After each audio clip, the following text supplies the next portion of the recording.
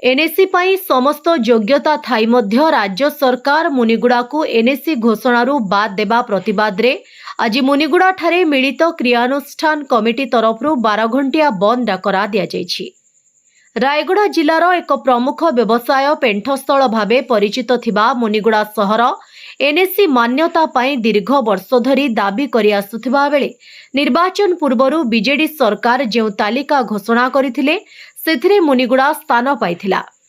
किंतु गत अगस्ट 15 तारिख दिन मुख्यमंत्री मोहन माझी जो 12 गोटी नूतन एनएसी नाम घोषणा करिसंती सेथिरे मुनिगुड़ार नाम न थिबारु आज एही बंद डाकरा दिया जायछि।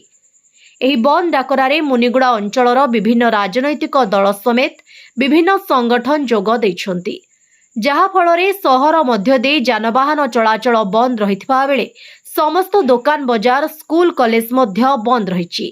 या सहित मुनिगुड़ा पंचायत समिति ऑफिस आगरे धारणारे बसिछंती विभिन्न संघ एवं मुनिगुड़ारे बंदर प्रभाव संपूर्ण सफल होइथिबा बेले विभिन्न संगठन तरफरु रैली मध्य करा जायछि। ब्रह्मानंद आचार्य मुनिगुड़ा अंचल एक साधारण जनता आमर सबु प्रकार सुविधा थाइकरी मध्य मुनिगुड़ा गोटे विज्ञापित अंचल हो पारानी सेटा बहुत दुखर विषय। तेणु आमे चाहूँ जे ए अंचल रे गोटे विज्ञापित अंचल गठन कले आमर मुनिगुड़ावासी अति खुशी हेबे। तेणु मोर अनुरोध जे सर्वसाधारण तरफरु मु जणाइबा चाहूँगी जे मुनिगुड़ा मध्य मोर पूर्व वक्ता जो प्रकार कहले जे 12 नंबर होती 13 नंबर हिसाब से रखिकी आमर अंचल को विज्ञापित अंचल परिषद रे